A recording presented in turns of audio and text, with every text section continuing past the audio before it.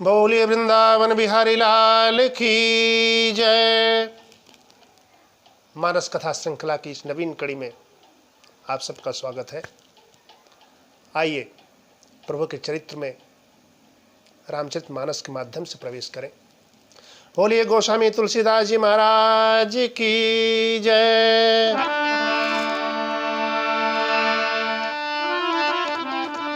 कि मंगल भवन अमंगल हारी, मंगल भवन अमंगल हारी, द्रवहु सुदशरथ अजीर बिहारी, द्रवहु सुदशरथ।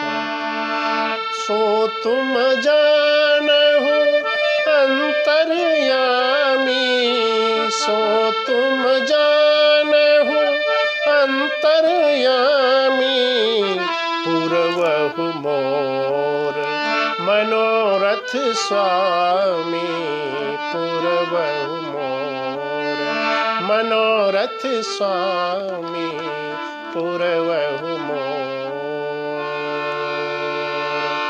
ओ प्रभु श्री राम परमपिता परमेश्वर हम सब के मनोरथ को पूरा करें, जिसमें हम सबका हित हो।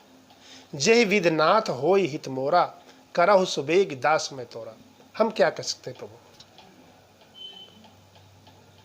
अब आज इस प्रसंग के माध्यम से विश्वामित्र महामुनि के मनोरथ को कैसे पूरा करते हैं, आइए उसका आनंद लें प्रभु। कि विश्वामित्र महामुनि ज्ञानी, विश्वामित्र महामुनि ज्ञानी, बसहि विपिन शुभ आश्रम जानी, बसहि विपिन शुभ आश्रम जानी। बाबा क्या लिखते हैं, महामुनि हैं, ज्ञानी है विश्वामित्र जी। ये हैं कौन? ये गाध राजा के लड़के हैं, महाराज गाध के। और एक बार ये वशिष्ठ जी के सिद्धाश्रम में आ गए, जहां वशिष्ठ जी का आश्रम था। वहां पर महामुनि वशिष्ठ जी ने इनका स्वागत किया। इनके साथ राजा हैं तो सेना भी आई, तमाम सभासद आए, राशि ठाट बाट में प्रवेश किया उनके आश्रम में। वशिष्ठ जी ने सोचा कि एक राजा आया हुआ है तो इसका इसी के अनुसार राज्य के उचित ही इनका आतिथ्य होना चाहिए। उस तपोवन में क्या था उनके पास, लेकिन सिद्ध संपन्न महात्मा है, ये ऐश्वर्यशाली है, मंत्र का ऐश्वर्य, सिद्धि का ऐश्वर्य है। और कामधेनु जो उनके पास बंधी हुई थी, उसकी कृपा से सारे आतिथ्य का, सत्कार का साजो सामान जुटा करके राजा का विधिवत आतिथ्य किया। विश्वामित्र जी दंग रह गए। उन्होंने पूछा कि मुनिवर, आपके पास इतनी सामग्री इस तपोवन में कहां से आ गई, इस जंगल में कहां से प्राप्त किया आपने? सरल स्वभाव वशिष्ठ जी ने कहा कि राजन, हमें जो कुछ चाहिए होता है वो इस कामधेनु से ले लेता हूं। ये माता कामधेनु हमको दे देती है। बस राजा का नशा, राज्य का नशा चढ़ गया विश्वामित्र के सिर पर, और कहा ठीक है, तो इतनी बढ़िया जब गाय है, इतनी ऐश्वर्यशालिनी है ये, तो फिर तपोवन में क्या कर रही? इसको तो हमारे राजभवन में होना चाहिए। ये प्रजा की सेवा करेगी, हमारे काम आएगी। और मन में सोचा विश्वामित्र ने, जरा अभिमान आ गया कि वैसे भी ये तपोवन भी हमारी राज्य की सीमा में आता है, तो इसकी सारी वस्तुएं हमारी ही तो हैं। ले जाने लगे जबरदस्ती कामधेनु को। तो वशिष्ठ जी ने रोक दिया, कहा राजन, ये आपका काम नहीं है। आपका काम विप्रों को देना है, उनसे लेना नहीं है। आप ये अपने अधिकार से बाहर की चेष्टा कर रहे हैं। नहीं माने, जबरदस्ती ले जाने लगे। तो वहीं पर भीषण युद्ध छिड़ गया। अपने तपोबल से उस कामधेनु के एक एक रोम से असंख्य सैनिक प्रकट कर दिए वशिष्ठ जी ने, और उन्होंने महाराज विश्वामित्र के सारी सेनाओं को मारकर भगा दिया। और वहीं पर इन्होंने निश्चित किया कि मैं इतना प्रतिभाशाली, इतना बलशाली क्षत्रिय होकर के भी एक ब्राह्मण से हार गया। तब निश्चय किया उन्होंने कि हमसे तो अच्छा ब्राह्मण है ये, अब ये धंधा छोड़ दूंगा। अब मैं क्या बनना चाहता हूं, इनके मुकाबले में ब्रह्मर्षि बनूंगा, अब मैं ब्राह्मण बनूंगा। उन्होंने वर्ण परिवर्तन कर लिया और कहा दिग्बलम क्षत्रिय बलम ब्रह्म तेजो बलम बलम।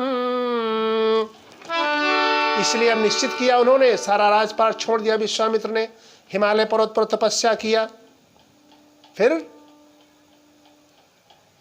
ब्रह्मा जी से इन्होंने वरदान मांगा, लेकिन ब्रह्मा ने कहा कि तुम प्रद्वंद्वता का भाव लेकर के तपस्या कर रहे हो विश्वामित्र, इसलिए जब तक ब्रह्मर्षि पद की सिफारिश वशिष्ठ जी नहीं करेंगे तब तक आपको ब्रह्मर्षि पद नहीं मिल सकता है। और तभी से ये सारे शस्त्रों का परित्याग कर चुके हैं और इस वो बहाना खोज रहे हैं जब प्रभु के दर्शन हो और विश्वामित्र जी उस उपाय को ढूंढ रहे हैं जब वशिष्ठ का अनुमोदन मिले, वशिष्ठ की सिफारिश हो। अब वशिष्ठ जी तो संत है, इन्होंने सिफारिश कर भी दिया। ये मारने के लिए पहुंच गए रात में उस प्रद्वंद्वता में। अब वशिष्ठ के एक एक पुत्रों को नहीं 100 पुत्रों को मार दिया इन्होंने, लेकिन वशिष्ठ जी सरल स्वभाव, इनको क्षमा कर देते हैं। अब कथानक में आया है कि ब्रह्मा जी इनकी सिफारिश पर ही इनको ब्रह्मर्षि पद प्रदान करते हैं। इसकी पूर्व सूचना गोस्वामी जी ने संक्षिप्त रूप से दिया है, लेकिन उसका अपने प्रयास से मैं आपको सूचित इसलिए कर रहा हूं, वैसे तो आप सब जानते हैं। तो इनकी जो पूर्व सूचना है, इनका जो पूर्व परिचय विश्वामित्र जी का, वो इसी प्रकार है। वही ज्ञानी तो हैं, लेकिन तत्व की कमी है अभी भी इनमें, जो प्रभु की कृपा नहीं प्राप्त हो रही इनको। विश्वामित्र महामुनि ज्ञानी, बसहि विपिन शुभ आश्रम जाने। जहाँ जप जोग सारे मुनिवर स्वयं करते हैं, योग जप तप करते हैं, लेकिन निशाचरों की अति हो गई है। वहां पर भी नियुक्त कर रखा है रावण महाराज ने, उपद्रव करते हैं सारे राक्षस आकर के और यज्ञ को पूर्ण नहीं होने देते हैं। ज्ञान है, लेकिन ज्ञान से काम नहीं बनेगा। जब तक किसी की शरणागत नहीं होंगे, जब तक वशिष्ठ जैसे संत की शरणागति इनको नहीं मिलेगी, जब तक उस प्रभु को मांगने के लिए जो वर्ण छोड़कर आए हैं उसी वर्ण के राजा के पास नहीं जाएंगे, तब तक इनको प्रभु प्राप्त होने वाले नहीं है।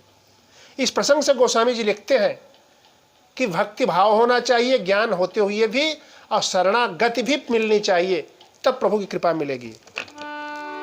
इन्होंने जान रहे हैं विश्वामित्र जी, अपने सभी शिष्यों से कहा कि यज्ञ को सुसुप्त कर दो, यज्ञ मत करो, अभी अंदर ही अंदर चुपके से यज्ञ करो, और तब तक मैं जाता हूं। राम जी का प्राकट्य हो गया है महाराज दशरथ के, उनको मांगने के लिए, और तब हमारा यज्ञ पूरा होगा। इस निश्चय के साथ चल पड़ते हैं। बाबा लिखते हैं कि गाधि तनय मन चिंता व्यापी, गाधि तनय मन चिंता व्यापी, हरि बिनु मरई न निशिचर पापी, हरि बिनु मरई न निशिचर पापी। लेकिन मेरे मित्रों, मेरे श्रोताओं, ये तो एक बहाना है कि मांगने के लिए जा रहे हैं।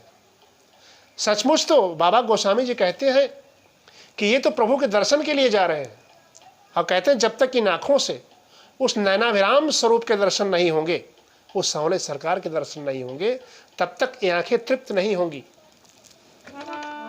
और बहाना क्या है? एहो मिसी देखो पद जाई, एहो मिसी। यज्ञ रक्षा का मुख्य नहीं है, मुख्य बहाना, मुख्य उद्देश्य वहां जाना कि यज्ञ रक्षा के नहीं है।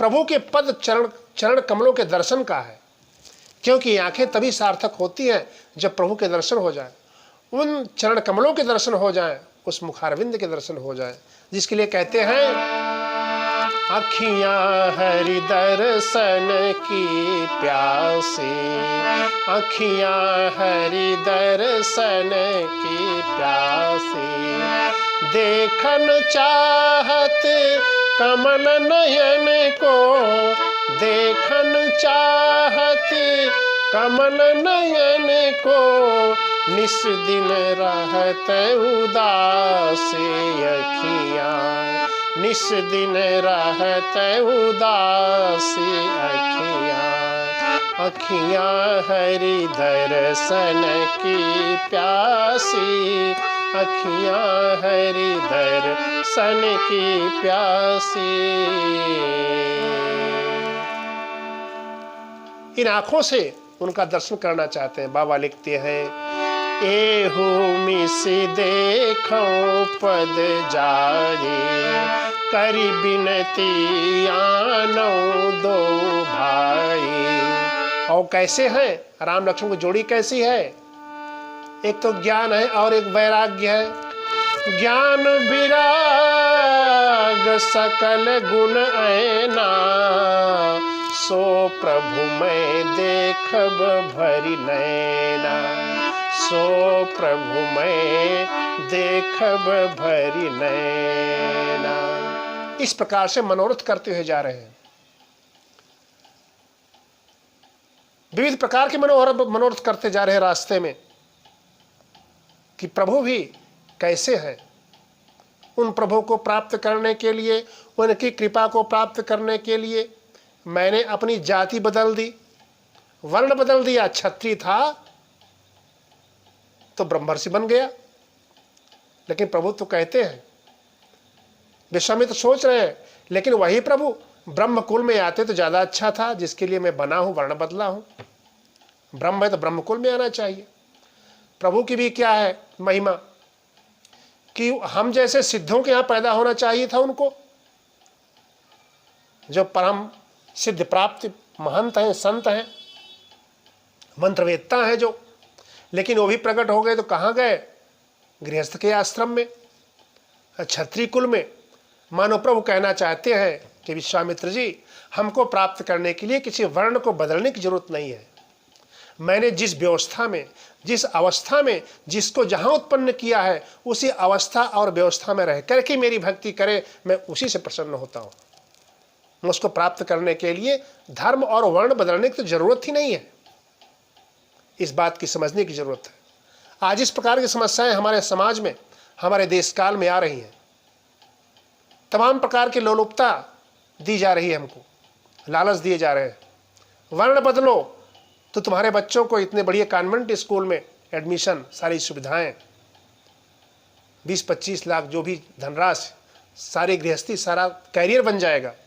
लेकिन मेरे मित्रों, इसमें आने की जरूरत नहीं है, इस भुलावे में आने की जरूरत नहीं है, क्योंकि प्रभु की व्यवस्था पर ही संतोष करो, उन पर ही विश्वास करो, तभी प्रभु की प्रसन्नता होगी, तभी उनकी कृपा प्राप्ति होगी और तभी संपन्नता आएगी, आध्यात्मिक संपन्नता।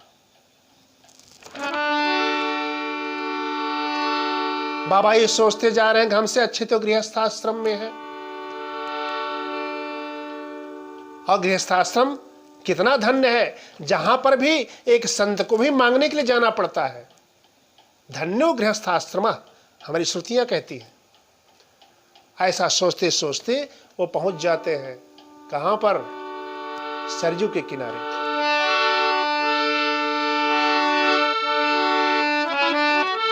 करत मनोरथ विविध विधि, जात लाग नहीं बार,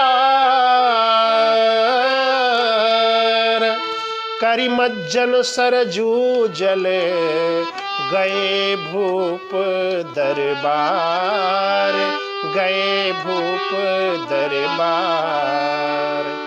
लेकिन राजा के दरबार में पहुंचने से पहले राजा को पता चला महाराज दशरथ को वही महात्मा आ रहा है जो पहले आया था हमारे पूरे हरिश्चंद्र के ज़माने में, जिसने राजपाट सब ले लिया था। उसको प्रसन्न करो, कहीं कोई गड़बड़ न कर दे।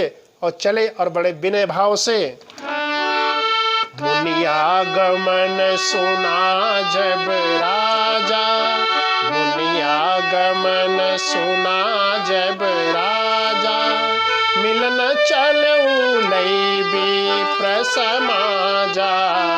मुनियागमन सुना जब राजा, मिलन चलऊ लई विप्र समाजा। आदर सम्मान के साथ उनकी अगवानी करके राज दरबार में लाए, आसन पर बैठाया, चरण पखार करके उनका आशीर्वाद लिया। और तब महाराज दशरथ ने पूछ लिया उनसे, एक प्रश्न पूछा, के ही कारण आगमन तुम्हारा, के ही कारण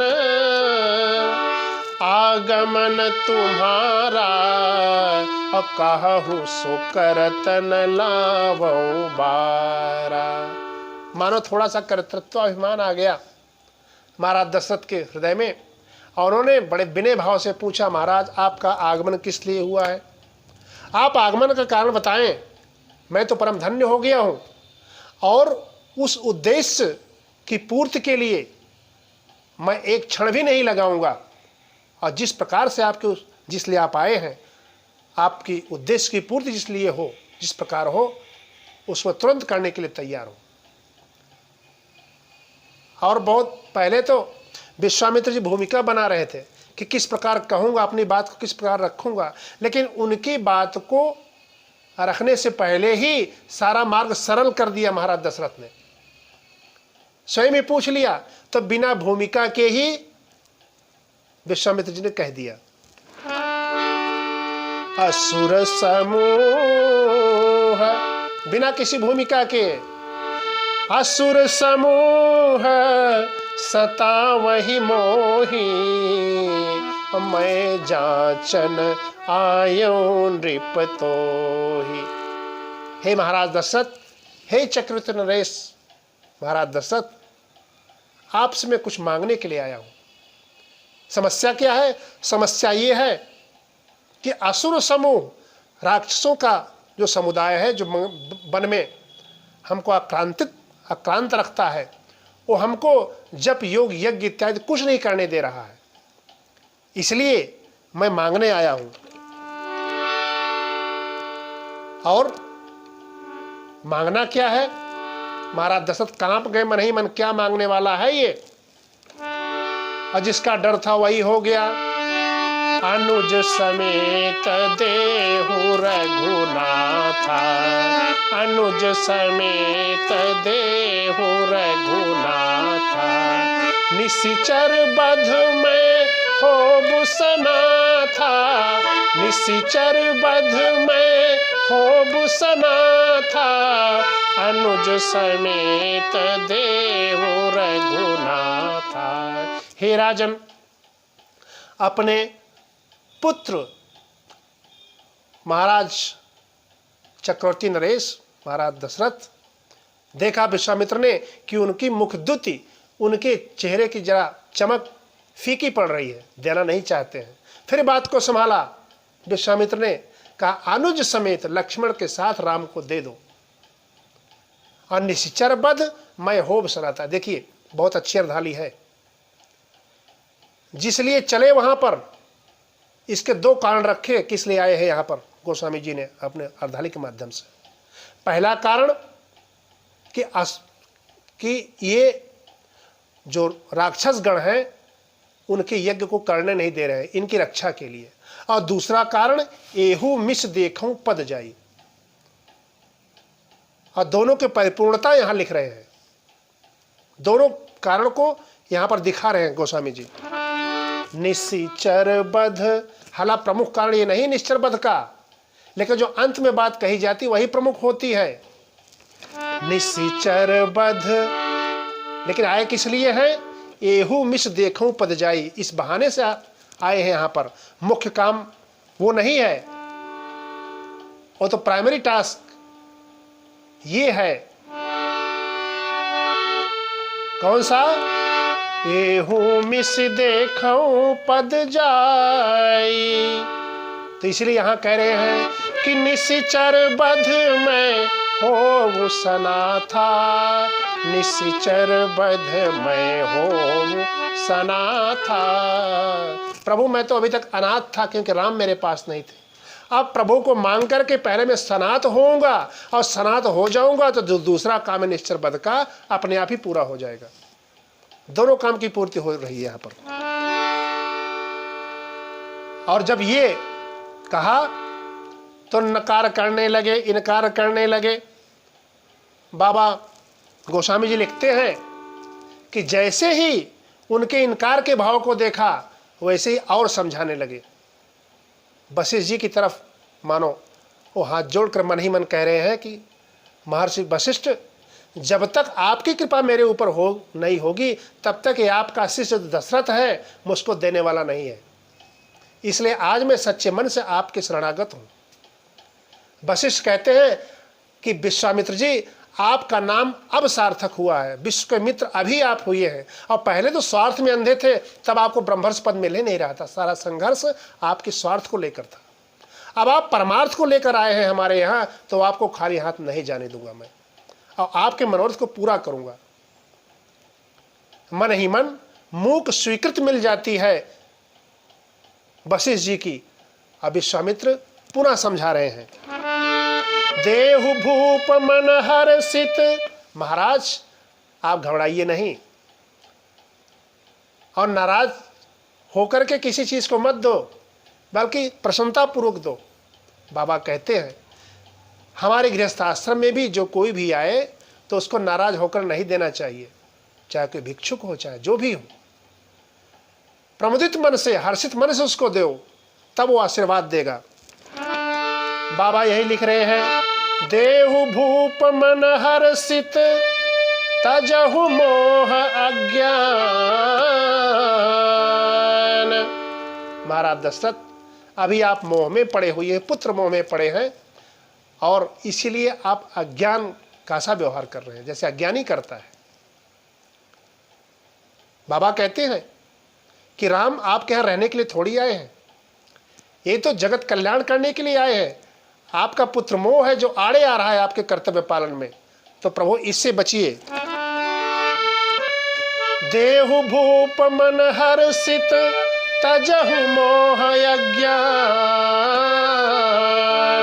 और अगर छोड़ दोगे, और दशरथ जी ने सुना कि अज्ञान, हमको अज्ञानी कह रहे हैं, मन ही मन सोच रहे हैं, तो दशरथ जी कहते हैं कि अरे ऐसा ज्ञान ही किस काम का जिससे हमारे प्रभु, हमारा पुत्र हमसे छूट जाए। राम को नहीं छोड़ूंगा किसी भी स्थिति में, भले ही दुनिया हमको अज्ञानी कहे, मैं अज्ञानी ही बना रहूंगा।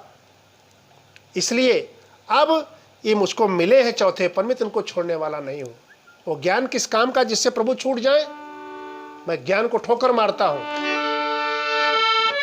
देहु भूप मन हर्षित तजहु मोह अज्ञान।